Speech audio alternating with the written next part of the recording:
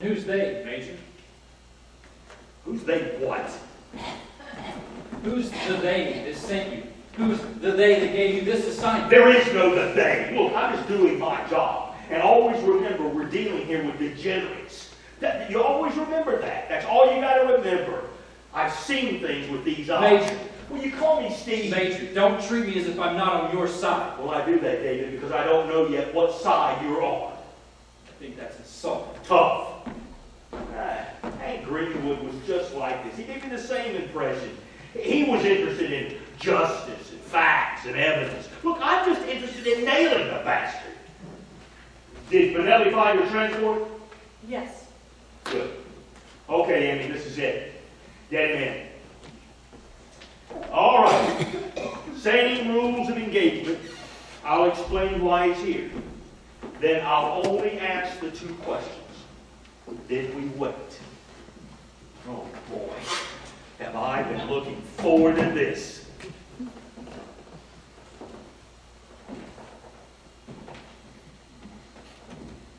Dr. Wilhelm Furtwängler?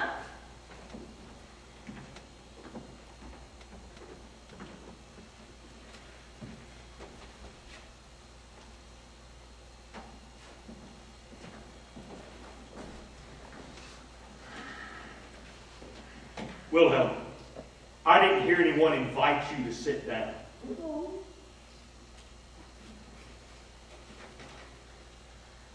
Sit there.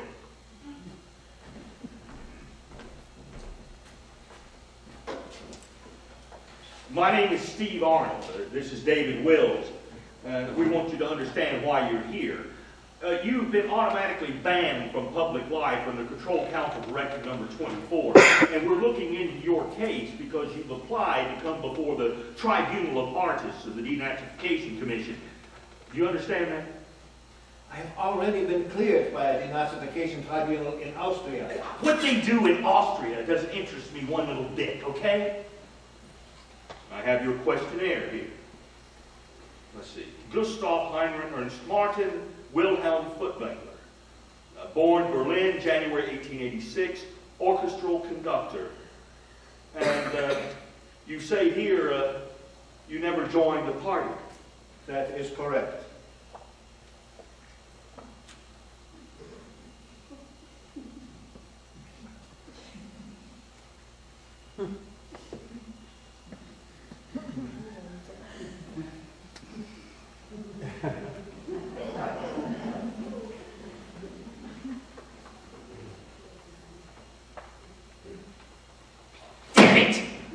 Aren't you going to tell us about carrying your baton in your right hand so you wouldn't have to salute and poke Adolf's eyes out?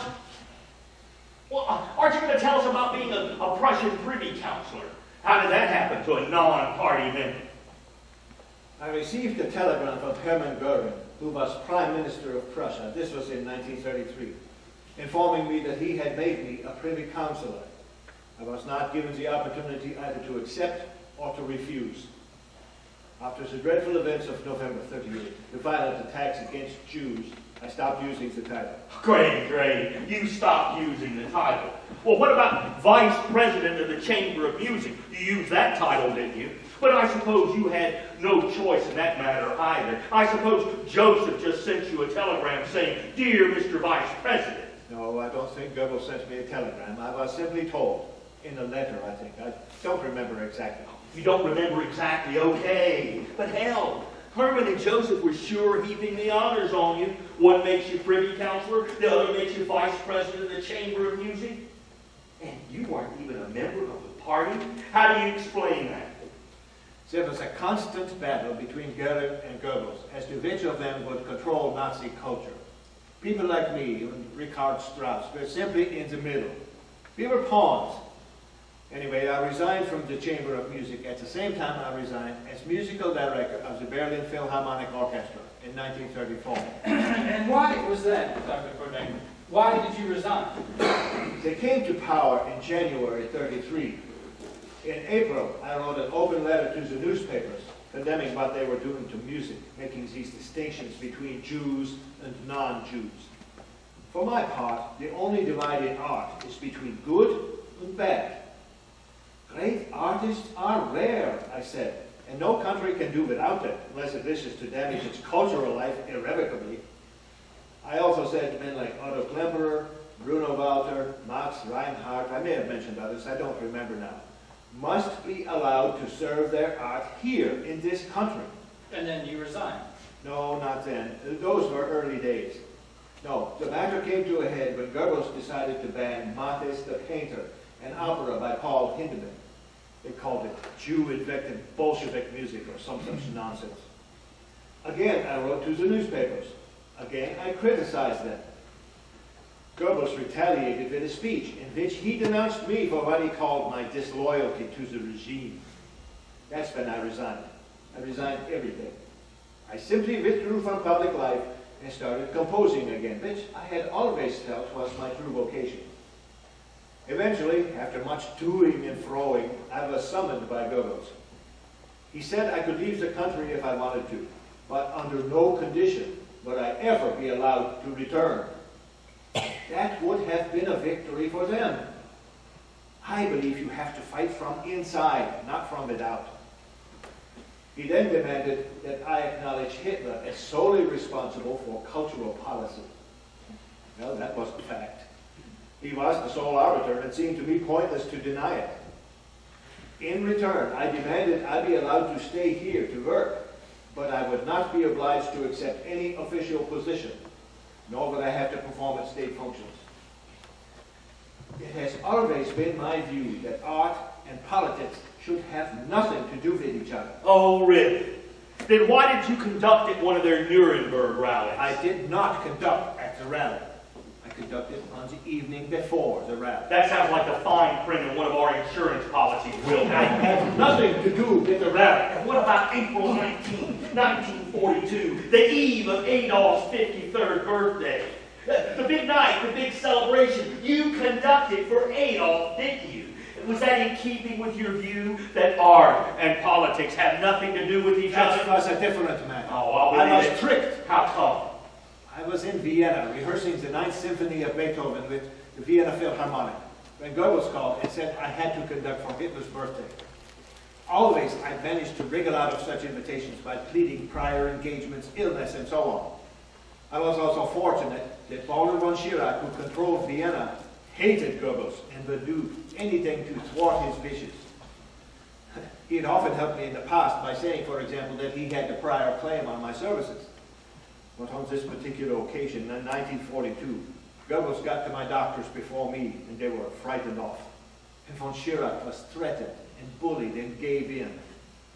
I had no alternative but to conduct for Hitler. Believe me, I knew I had compromised, and I deeply regret it. Von Schirach.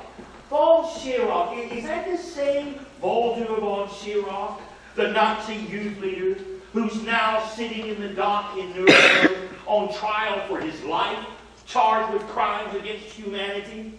So that's how you were tricked, huh? Doesn't sound like much of a trick to me. To the best of my knowledge, that is what happened. The trick was that pressure was brought to bear before I was able to maneuver. The regime knew as well as I did I had not bowed my knee. Doesn't sound like that to me. Sounds like to me you made a deal. I made no deal. My only concern was preserving the highest musical standards. That I believe to be my mission. I don't buy it. It's the truth. Do you know a young pianist called Walter Sachs? No. A young Jewish pianist. No. He was a pupil of, what was that teacher's name? Myra Samuel. I knew Myra Samuel. But you don't remember this pupil of hers playing to you in a cellar here in Berlin. Oh, vaguely. What was his name? Walter Sachs. Sachs.